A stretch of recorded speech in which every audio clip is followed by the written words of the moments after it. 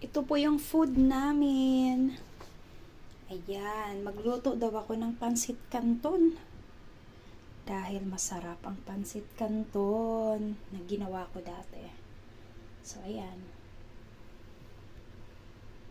Ayan, yung repolyo, bawang. Ito lang yung available namin na gulay sa ref.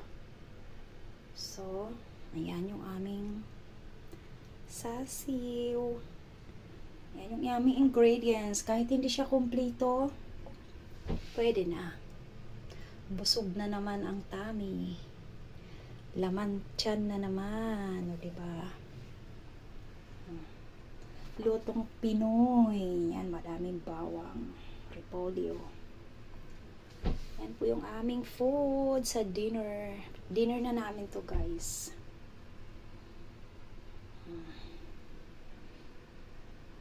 Ayan. Yan lang yung available na gulay. So, pwede na halo-haloin. Makakain ka na ng pansit canton. Ito yung masarap, guys, kasi bagong bili yan.